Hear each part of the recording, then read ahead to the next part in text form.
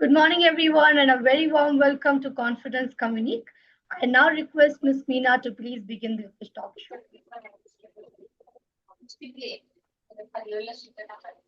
Good morning, everyone. A very warm welcome to Confidence Communique HR series, an initiative by Noxus Training founded by Archana Sriram. Confidence Communique is a platform where we bring together meaningful workplace conversations and leadership business, people, strategy, learning, and organizational impact. This series is designed specially for HR leaders, business leaders, sales and marketing professionals, L&D professionals, entrepreneurs, and decision makers. My name is Meena Gohil, and I'm a soft skill trainer. We meet every Saturdays from 10 a.m. to 11 a.m. online via Zoom and LinkedIn via LinkedIn. Every episode brings a new expert voice, a relevant business or leadership topic, and an interactive learning experience. We are active across LinkedIn, YouTube, and social media channels. Links are available in the chat box. Please do subscribe and stay connected. If you haven't joined our WhatsApp community yet, please do join through the link shared in the announcement section. Your number remains private, and you will receive regular updates regarding our weekly sessions and learning initiatives. We are also happy to share that Noxus Training has launched 3 online learning labs: pronunciation lab, presentation lab, and writing lab. Details are available in the chat box. I now hand over the session to MS Arch. Thank you, Ms. Meena, for the handover. And brands, let me give a small introduction regarding the topic and the speaker. Thank you for the handover. Brands today do not operate within one geography, culture, or one customer mindset. Organizations are increasingly expanding across regions, countries, and markets. But this raises an important strategic question. Can one sales strategy truly work everywhere? Because what builds trust in one culture may not work in another. What influences customer behavior in one market may create a completely different response somewhere else. For organizations, this becomes a balancing act between brand consistency, cultural adaptation, sales effectiveness, and local market reality. And that is exactly what we explore today. Branding across cultures, can one sales strategy work everywhere? We are delighted to have with us Mr. Ravi Pratap Singh and Mr. Sekhar Fernando. Mr. Ravi Pratap Singh is the co-founder of Learnovators and author of the Inner Game of Leadership book. He brings rich experience across leadership, learning, business scaling, and organizational transformation. At the same time, Mr. Sekhar here is also a very well experienced persona, and you will know lots of details regarding him from the talk show. Participants, please type welcome Mr. Ravi and Mr. Sekhar. Welcome Mr. Ravi and Sekhar in the chat box. Welcome Ravi and Sekhar in the chat box. Oops, sorry, I think I sent across that. Perfect. So I think Mr. Shahid has already started it. Thank you so much. Others, please go ahead, type Mr. Ravi. Welcome. Thank you so much. So now I hand over the session to Mr. Ravi here.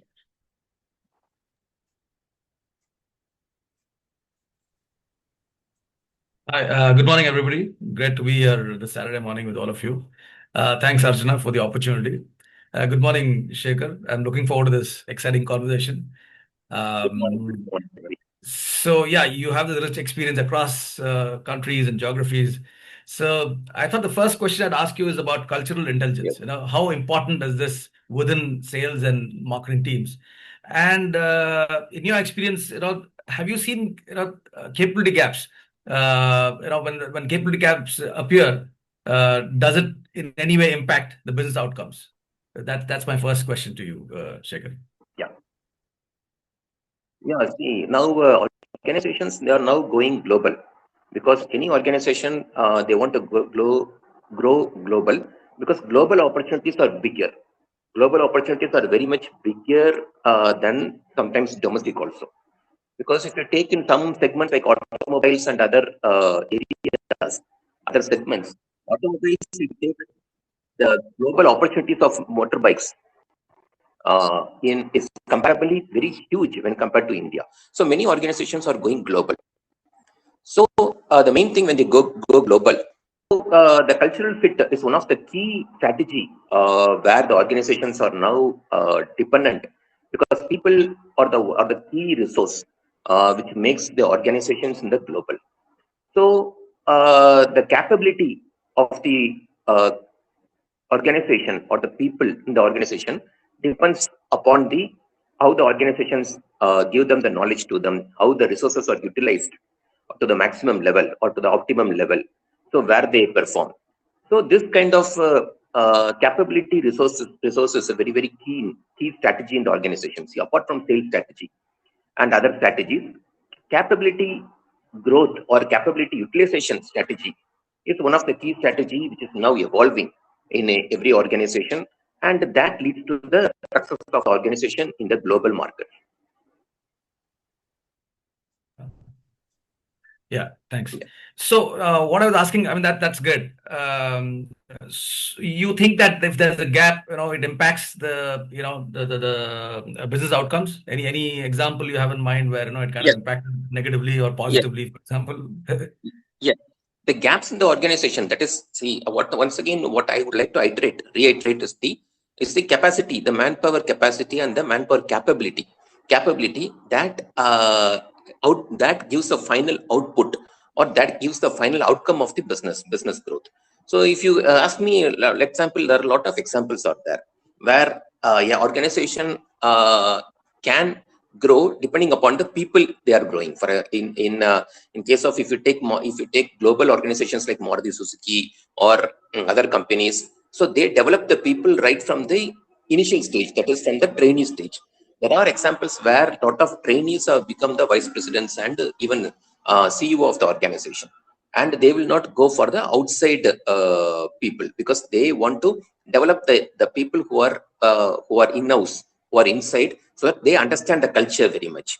It is not like outsiders. When they take from the outsiders, they don't perform, or there's no mismatch. It is more about the culture fit, because the guys who has been trained from the initial stage onwards, that is from the trainee level onwards or from the management trainee level, they will understand the culture of the organization in a better way. So the outcome will be much more than any new guy or any new outsider who joins from a different culture, because to adapt to the culture, that will take some time, or sometimes it can be a misfit. So if it is a misfit, then what happens is the entire organization goes for a toss. So that is why now organizations are very quite essential. This strategy, they are making it a key thing in their organization. Okay. Yes, thanks for that.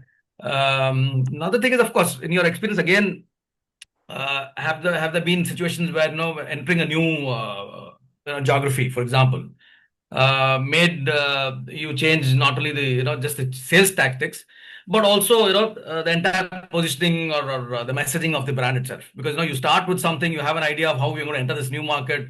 We have all these sales tactics in place and all that, but then when you enter, then there's a completely different scenario where you did not have to just change the sales strategies, but also the messaging of the brand itself.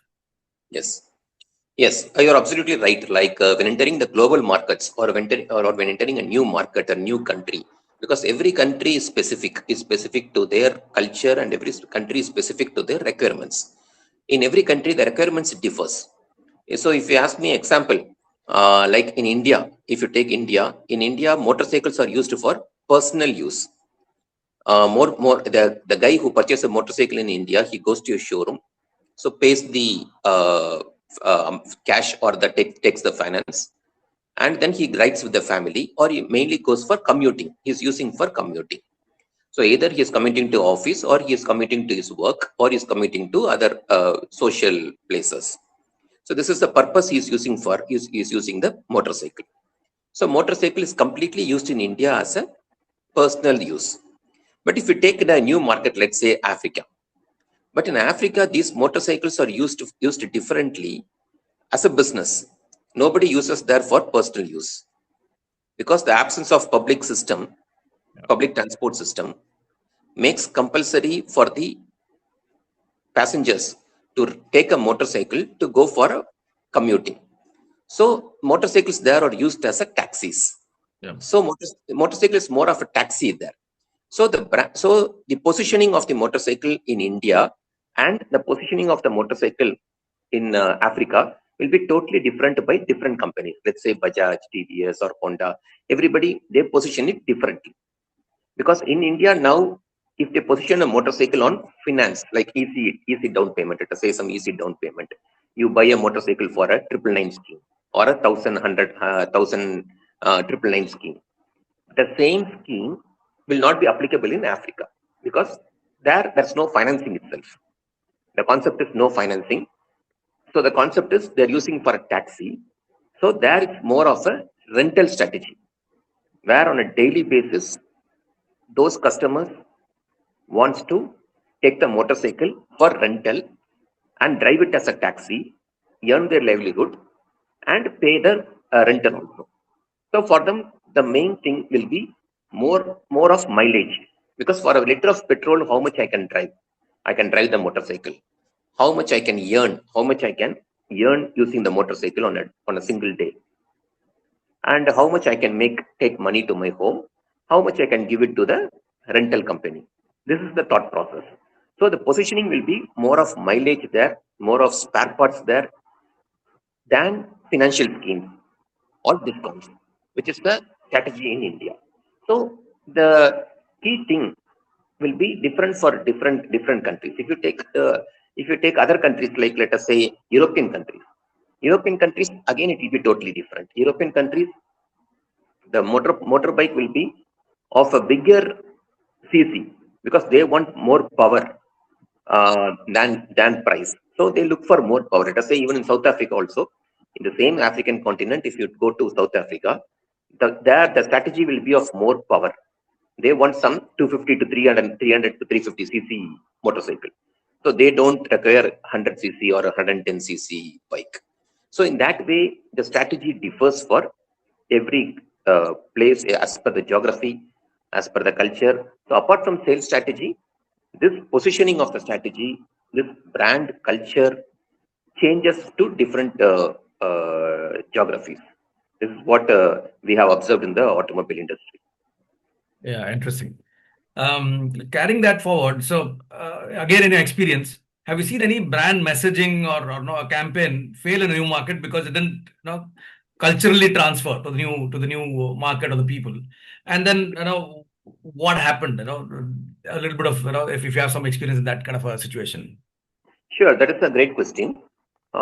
Because that is very relevant today, because many brand or many companies, so they have a fixed strategy, they have a fixed brand positioning, so they go with the same thing to a different market or a new geographical market, and then they see that it is not working there. So if you ask me, I can give you some example of the recent Honda. See, Honda two-wheeler Activa is a very highly successful model in India. Activa is very successful model, and people feel very comfortable because of the mileage, because of the engine, refined engine, and because of the stability of the ride. And it's unisex. That is, both the men also can drive, women also can drive. So the same Honda Activa, when they went to Africa, with the same positioning which they have it in India, it got failed. It didn't pick up. Reason being is, in Africa, first of all, Africa is not a scooter market. Africa, since it's a taxi, so it's more of a bike market, where the men prefer bike, bike as a masculine thing, where they can ride a bike. It's a pride for them. It's a pride for the owner. In that way, the perception, the brand perception is there for the motorcycle. So when a scooter came, so they thought, what is this? The design is different, and they don't want both the unisex people to drive. Both men also can drive, women also can drive. So that concept they didn't take it up. They didn't take it up or in both entire Africa. So this was a clear case where the brand strategy of India, which was highly successful, failed in African market because of the brand perception, usage of the brand, and usage of the segment and the culture, as well as the people's interpretation of the brand. So Honda discontinued that scooter in African market, and then they came up with the bike. So this is one example where I can say that the brand clearly failed. I can give you another example also. Like if you take Pulsar, that is in West Africa. The Bajaj is very successful in West African markets, because those West African markets were mainly of 100cc bikes, 100cc kickstart bikes. They prefer kickstart. Yeah. Because somehow the perception is kickstart gives them a kick for them, like a kick. Masculinity. Yes. So when Bajaj introduced the electric start, that's called ES, electric start for 100cc, people did not take it up, because they think that the kick in the kick start, or the adrenaline rush while kicking the kick start, was not there in the electric start. The electric start was like a feminine thing, which was perceived by the West African customers. So immediately Bajaj has to withdraw that model, and they once again they reintroduced the only kickstart, 100cc kickstart. And when Bajaj introduced the Pulsar also, it got failed, because people there use bikes more for commuting purpose. So it's not a luxury segment. They don't buy a bike for luxury. But Pulsar is more of a luxury brand in India. Like, it's a higher power engine, and it's a stylish bike, and it's showcasing the youth power. So which is not there in Africa. The same strategy, it is not there in Africa. So in Africa, the people did not look Pulsar as a youthful brand. They did not look Pulsar as a powerful brand. But instead, they looked upon Bajaj Boxer as a commuter brand, where Boxer got highly successful. And in fact, Boxer sells more in Africa than in India. Because in India, Boxer is almost closed, Bajaj Boxer, because it was there in 2004, 5, 6. But African customers perceive that Boxer gives more value for money for their business. That is for their taxi riders. So in that way, I can say that there are a lot of examples where in one country where the brand is highly successful, the message has been clicked, the message has been aligned with the customer perceptions, but the same thing cannot be replicated in a different country. So there's no one strategy fits all for all geographies. Every geography is different. Every culture is different, and everywhere we have to first study what is a brand perception, which is aligned to their culture, which is aligned to their usage, and which is aligned to their day-to-day walks of life in them, and how the brand can be pitched in to solve their customer problem. So in that way only the brand can be positioned and it can be taken. So that is my thoughts on the Yeah. So, I mean, when you talked about this cultural difference between countries, I recollect maybe a couple of decades ago, before the unisex scooters came, um, within India, the scooters sales were higher in North India than in the South India, because here people used, if I'm not mistaken, you're from the industry, automotive industry, but the motorbikes were selling more in South India, whereas if you go to Rajasthan and Gujarat and all that, the scooters were selling higher. So within a country itself, the cultural differences may come in stuff. I'm not talking about different countries, but within the country itself. Do you think that Yes. that also works? Yeah. Yes. Yes, sure. Because within the country also, as you rightly said, see, I can give you a lot of examples. See, in Kerala, if you go, TVS moped does not sell in Kerala because somehow because the reason being is many Keralites are they will go to work for UAE and Saudi based countries. So there they see bigger motorcycles. So they're passionate towards Royal Enfield. So Royal Enfield sells more in Kerala than in any part of than Tamil Nadu. So Kerala moped doesn't sell, but whereas the moped somehow clicked in Tamil Nadu because of various reasons, like many people use them for business, and the lower society of the people, they take it for their livelihood, for their livelihood also, the moped, and everything goes well there, and the brand is aligned. So within India itself, I can see lot of difference. There are a lot of differences. If you go to Punjab, there more rural sales is more rural sales than city sales, because there are more farmers there. In Punjab, there are more farmers, and there are more people who go for this defense.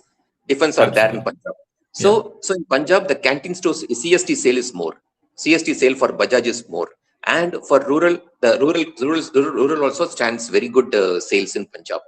So as you rightly said, within India itself, there are a lot of diversities, and there are a lot of state-specific differences and cultural differences, where it gives an impact. It gives an impact over the brand sale, and the perception also. Yeah, great. I think that's an important point, because when you say branding across cultures, it's not only different countries, but within the same country, within a state, different pockets, behave differently, which means the branding also has to, change accordingly. Specified accordingly.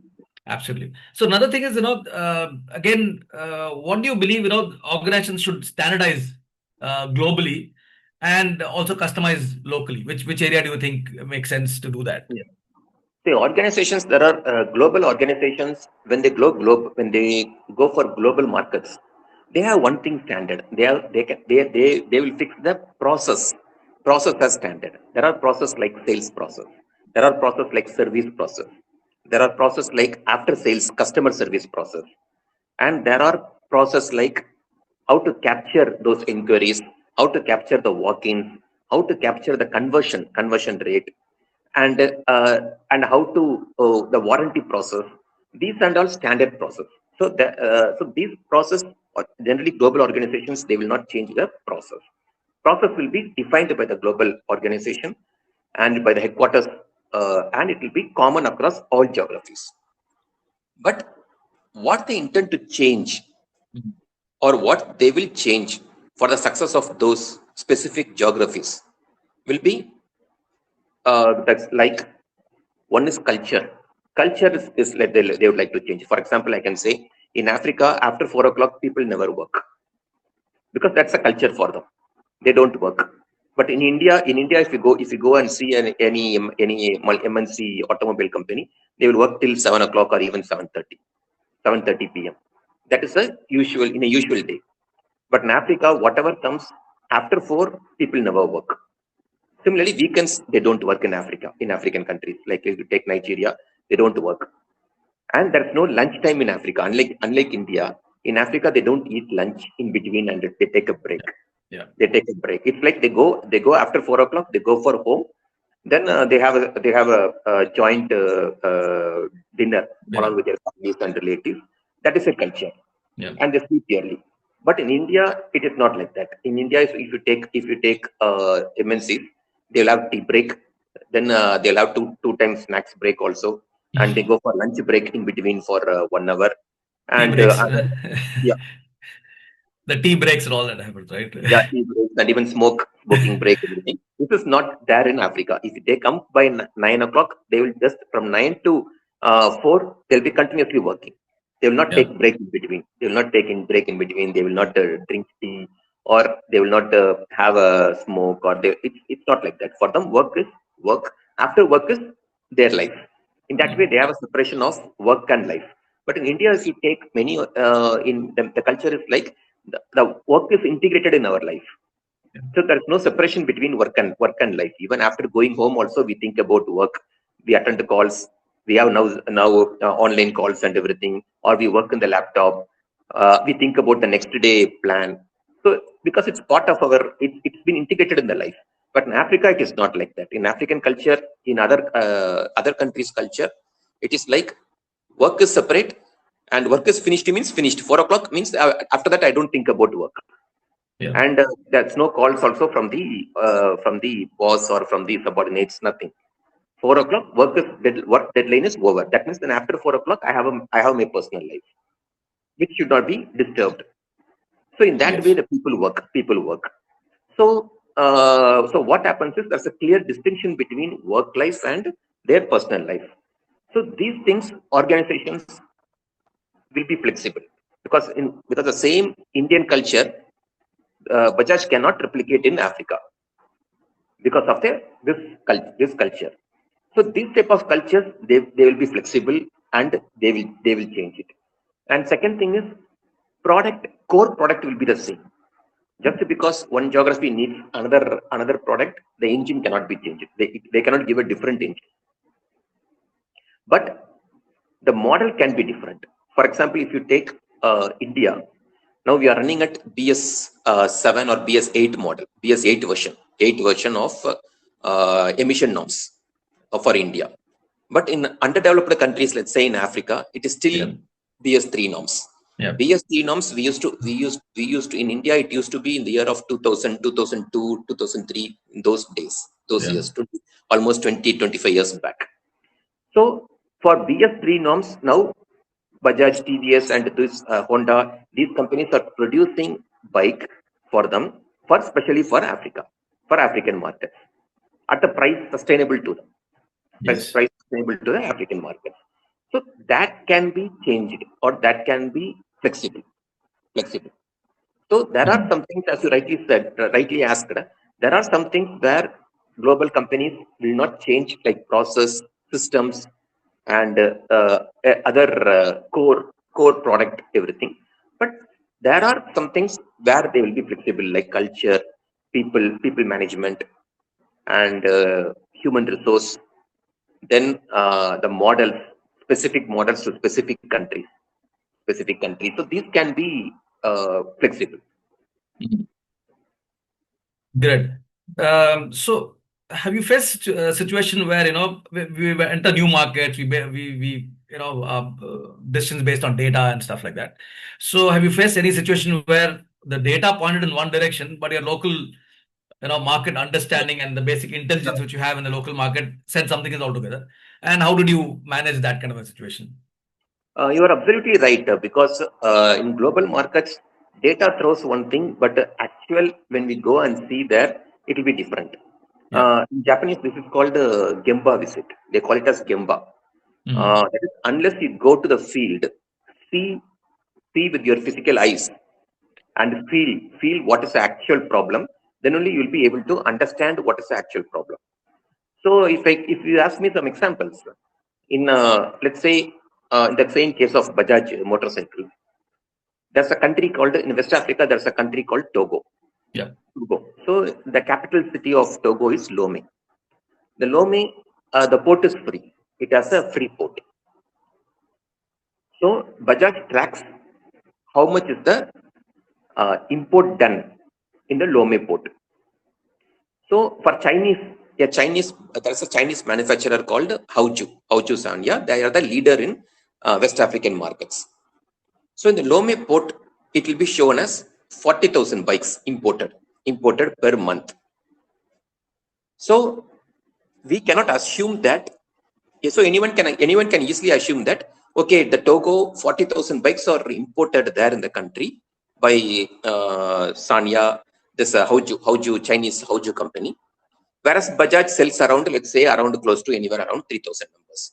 So that means there's a by seeing the data or analyzing the data in a head office in India, let's say in a head office in India, you'll come to know that Togo has got a potential of 40,000 bikes, 40,000. which Chinese are capturing, whereas Bajaj we are not capturing, we are only doing 3,000 numbers.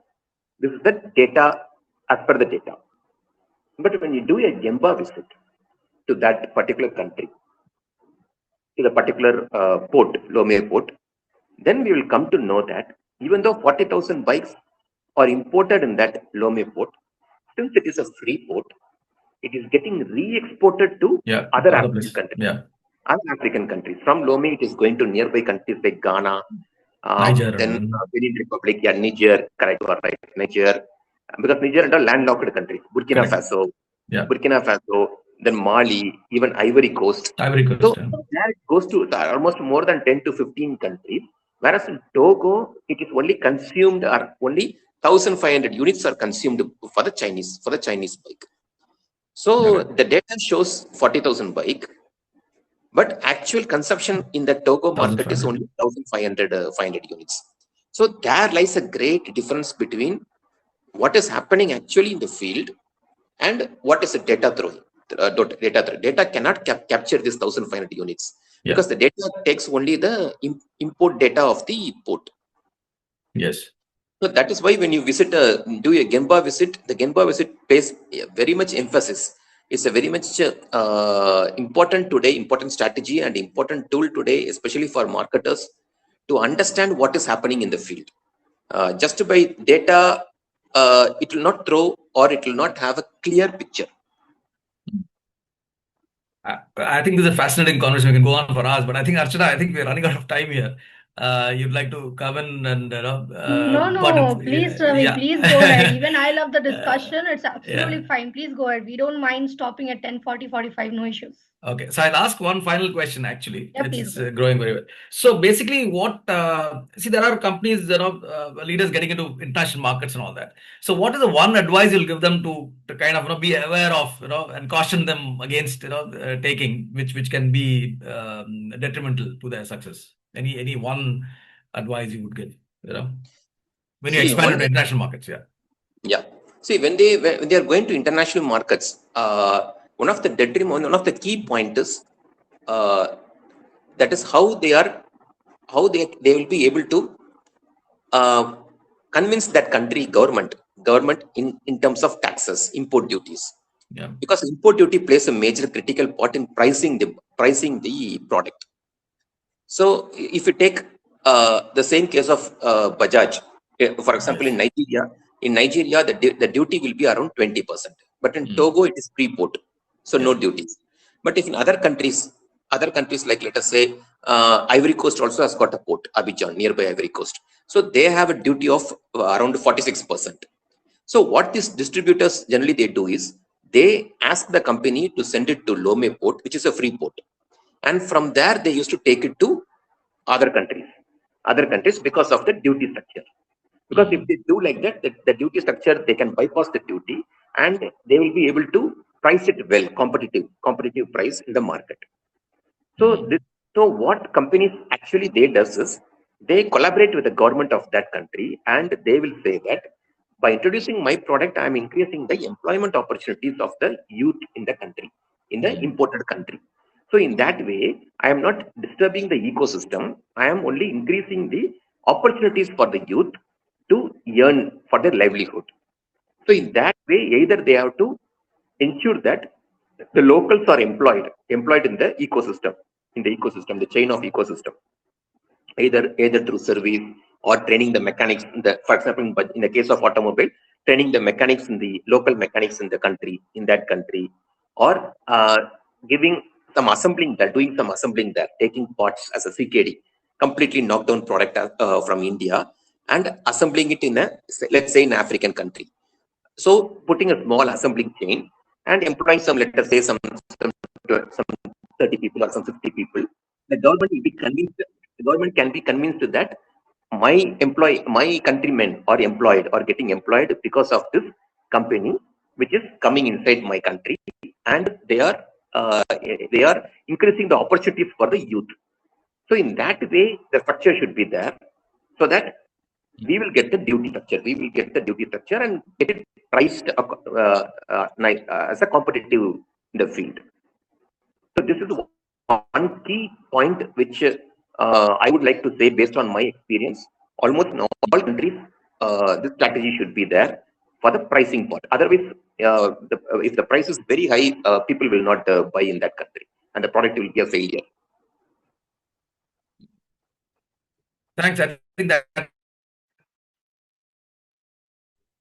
That's The screen is stuck phenomenal. for I you, think Mr. it's Ravi. one Could thing you to do. please? Yeah. There was a small network issue when you spoke. Could you please say again? And please go ahead with one more Okay. question. Can you I hear me really now? love the discussion. There are beautiful insights which are coming in here. I think you also wanted to check for Okay. one more question, right? Please go ahead with Yeah. So I want to know if organizations are moving No, voice is not clear. toward more unified. That's the way forward. Not clear. Huh? No, voice is not clear. Can you repeat the question? Can you hear me now? Organizations are Yes. moving toward more unified. No, is it not clear? Come again. It's not clear. Okay. I was asking whether organizations are moving toward more unified global strategies, or toward more culturally personalized approaches. Between the two, where do you think See there. organizations are going right now? Yeah. Yeah. See, Unified as we are global strategy or culturally personalized? Yeah. So as we're discussing right now, so the key insight will be like the organizations when they go for global, they have to have a balanced approach. That is, they have to ensure the core product, which is the key, and which is the product where the complete ecosystem surrounding again around the product. So that product Mhm. and the model specific for that country they cannot change. But these other things like culture, people management, and the motivation for the people, and other things like the brand perception in Mhm. that specific geography. These should be customized or localized as per the actual problem. What is the actual problem faced in that country, and how this can be fit into that solution. So in that way, they have to make a balanced approach. So in that way, they Mhm. have to be that should be both Indians as well as the local people also there, Mhm. where it can be a mix and match. Then only that it can be a team. It can be a cross-cultural team, and there will be various ideas both from the Indian manufacturer as well as the local people there, and a solution can be formed. Then it can lead to a great strategy success. Okay, I think that's great. So the balance between global strategies and culturally personalized approaches is what you're saying. Thanks so much, Shekhar. I mean, again, as I said, fascinating conversation, and thank you for your time. I hand it over back to Archana to take it forward. Archana, thanks, Archana, also for the Yes, opportunity. pleasure is all mine, Mr. Ravi. I knew that I had done a good job by asking you to be the um, panel discussion leader. And thank you so much, Mr. Shekhar. Really, I think we're speaking after almost a decade. The Yeah, first time, the first time yeah, when we spoke, lots of things happened. We could not continue the discussion at all. yeah. But now, when I'm getting to meet you, well, in one manner, I would still say that we did not discuss much. But I'm seeing you in an entirely different manner compared to how it was initially. And my goodness, the insights which I've got from the session, Mr. Shekhar, I really cannot even tell you. I think I'm speaking on behalf of all the participants here. They all are staying almost till the end, only to show that yes, there is so much of things to learn from here. This is the first time that we are getting an interaction beyond India, beyond the India leadership. So thanks a ton for your insights. Really appreciated for sure. Now, over to the participants. We are going for our session. That is our quiz session. I believe many of us are already waiting for that quiz session. Yes, it was very nice to know so much about cultural differences. Very insightful, sir. So Miss Meena has dropped a message in the chat screen. I have hoped you have seen it.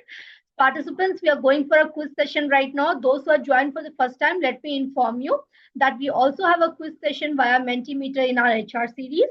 If you're winning this quiz, there are going to be 3 questions. If you're winning this quiz, you'll be winning the gift voucher from us. And this quiz will be via Mentimeter. I'll send you the link via the chat box right now. Keep your chat box open. I'll send the link in that. And also to inform you that after this session, that is after this quiz session, we will also have a session of Q&A session. So if you have any questions, feel free to drop it right now in the chat box. Otherwise, after 6 or 7 minutes, I will be giving you the chance to unmute yourself and put forward your question. So there are also certain participants in the chat screen who are from sales marketing background. Please feel free to drop in your questions there. Mr. Sekhar would be answering the questions based on his insights, based on his experience as well. So here is the link in the chat screen. Please click on the link and you would be able to join in the Mentimeter quiz, which we are going to play. Please join it with your name. Do not, otherwise Mentimeter is going to assign you some random names. Let that not happen. Please join with some proper names which are here for you. So still 5 players have already joined and I'm not sharing the screen, I believe. Give me a second.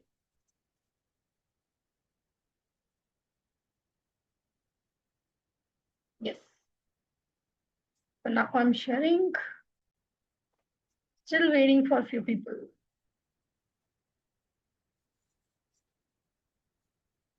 Only 6 have joined. Only 5 have joined. What about the others? Come on, there are 13 people here. I think at least 7 or 8 can definitely join. Anybody else who's trying? We'll wait for a few seconds more and then we'll begin with the discussion. Mr. Ravi, you can join this time.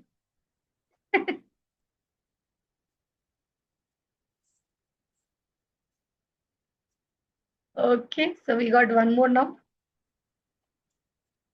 Mr. Sekhar, if you're joining, feel free, but if you're winning it, then I will not be giving you the gift voucher. So cool. All right, 6 players are ready. I think we can start with the quiz now. So here is the first question which is coming across. You'll have 30 seconds to answer your question. A successful campaign from market A is launched unchanged in market B. Sorry, you have 15 seconds. Customer engagement drops sharply. What should the organization have prioritized? You have 3 options. The questions are a little bit difficult this time. Cool. All right. So we have lots of answers coming here in strong cultural adaptation, which is the right answer. And one person has given for more advertising budget. That's absolutely fine. But we had 6 people. What about the others? You're facing some network issue?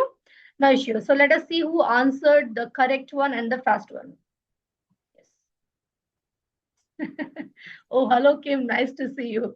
So Kim, last time missed by just a few points. I think he's hell-bent on making sure that he's going to win it this time. All right. Kim, Leah, Ravi Singh, Ambali, and Praveen Kumar. So we have 5 players here. All right. So let's go for the next question. Leah, catch up. You have 100 points. So here's the second question, which is coming across. This time we have 7 players. Good.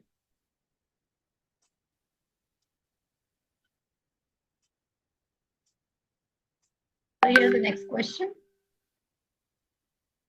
Sales performance varies significantly across countries despite using the same strategy. What should leadership examine first?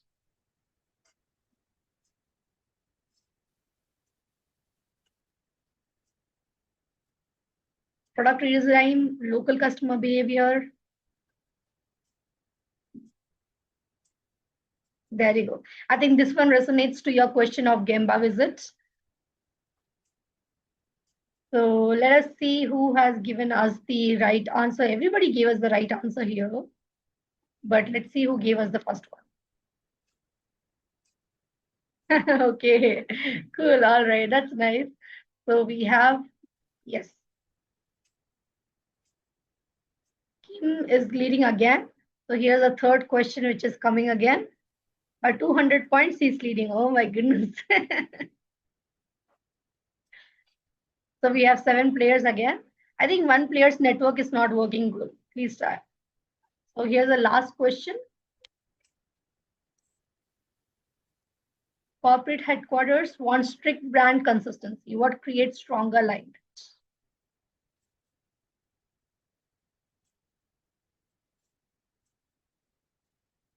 Six seconds more. 5, 4, 3, 2, and 1. Time out. Okay. Good, yes. Those 7 had joined, only 6 were able to give a response. All 6 of them have given the right answer, but we have to go by fastest fingers first. So here is the response. Done. So consistency gives you results. Perfect. All right. Congratulations, Kim. So this time you are winning it. I'll be sending you across the gift voucher. Great job done. Cool. All right. Thank you so much, participants, for answering, for playing with the quiz. It's wonderful that all of you have participating, and I can still see it's almost 50 minutes since the session had started, but till now the participants are still staying with me. We're still staying with us. It is really a good job done. Now, question over across to the participants. If you have any questions to us, please feel free to unmute your, please feel free to raise your hands and I will unmute you from my end. Please feel free to raise your hand. I will unmute you from my end. Anybody who has any questions?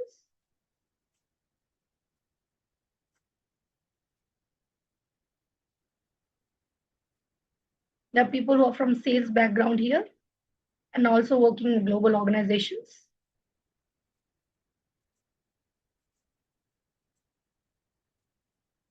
Anyone who has any question? I'll wait for just a few seconds more.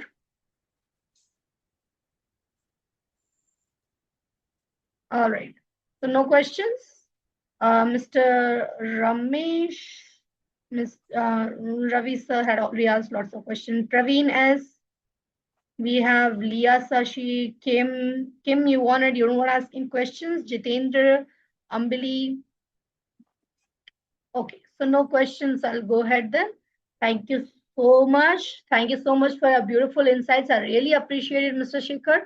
I feel that this is one among those sessions which has given us beautiful insights for sure. All right, now coming over to the important announcement section. So we also have Mr. Shahid here who is going to give a few inputs. Yes. Thank you, Archana ma'am. I'm audible. Yes, please go ahead. Myself is Shahid Asraf. I am working in a NMDC Steel Limited at Jagdalpur, Chhattisgarh. Before we conclude, here are the few important announcements. We request all the participants to join our WhatsApp community for update regarding the upcoming HR series episode, paid and unpaid workshop, leadership conversation, and the future learning initiative. The link is shared in the chat box. Also, YouTube channel link available in the chat box. We request to please subscribe and support our learning community. We would also like to remind participants about our newly launched online learning program, pronunciation lab, presentation lab, and the writing lab. The details are shared in the chat box. Apart from our communication mastery program for individual, we also run our flagship confidence communication training, a 3-month structured communication program for corporate. This has already been rolled out with the manufacturing organization. If you would like to know more, you can connect with Ms. Archana Sriram. I now hand over our session back to Ms. Archana Sriram, ma'am. Thank you. Thank you so much, Mr. Shahid, for your beautiful insights. Really appreciated. Now, to the participants, yes, thank you so much. Just like Mr. Shahid had informed that we are also going for a 3-month communication intervention program, which is launched purely for the corporates. We have started it. If you would like this to be inculcated into your organization as well, incorporated into your organizations, please drop me a text. I will send you details regarding it, the proposals and the training program, etc. And also now over to Mr. Sekhar, to all the participants. Really insightful discussion. Thank you so much for coming in, taking out time from your schedule. Heartful thankful to Mr. Ravi Pratap Singh, also apart from Mr. Sekhar, for today's discussion. Today's conversation reminded us that brands may be global, but customer understanding is deeply cultural. Strong organizations are not built only through strong products or sales system. They are built through strategic adaptability, cultural intelligence, contextual decision making, and thoughtful leadership. Thank you to all the participants for your active engagement. Please stay connected through our LinkedIn, YouTube channel, and WhatsApp community for future episodes. I've sent the link in the above chat screen. If you have not received it, please scroll up. Otherwise, stay till the end. I'll be sending the link again. Please subscribe to my YouTube channel. Please join my WhatsApp community. It's difficult for me to be sending across individual message to all the participants. I send only by the WhatsApp community. So please join the WhatsApp community. Please type thank you. Thank you. Everybody has already started sending, I think. Thank you to everyone. Thank you so much, Mr. Sekhar. It's really appreciated. Thank you. So before we end, anything which you would like to speak? Yeah, it's a wonderful session, and it's a beautifully arranged, and it's well organized. And I hope all the participants and everyone got the insights about this topic. And I hope this will continue, and we will have a great learning session. Thank you. Yes, we'll be continuing it for almost a year, Mr. Sekhar. Feel free to join in as a participant. In fact, Mr. Ravi has come in as a speaker for one of our sessions. So today he came in as a panel discussion leader. I texted him and informed him, I think you would be doing better justice to his rather than me. So why don't you come over rather than me? So in the same manner, it would be wonderful to have you coming in the others upcoming sessions as well. Oh, I'm so sorry, participants. Thank you so much for staying till the end. Could I please request you to please turn on your video so that I can take a pic with all of you? I really missed it throughout the session. I can take a pic with all of you, and we can have a small memory with Mr. Sekhar today. One of the beautiful interactive sessions for sure. Insightful, more than interaction, I would say insightful. So many things are happening outside in the organization, in the country, in branding, in sales, in marketing. We had zero idea regarding it. We just were thinking regarding the target approach and all that. Can I please request you all to turn on your videos?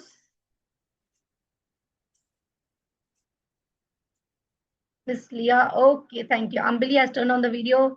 Hello, Kim, how are you? Turned on the video. Leah, okay, good. Leah is all right, perfect. Thank you so much. Thank you so much, Mr. Jitendra, Mr. Ramesh sir. Meena has already, okay, Meena has joined twice. All right.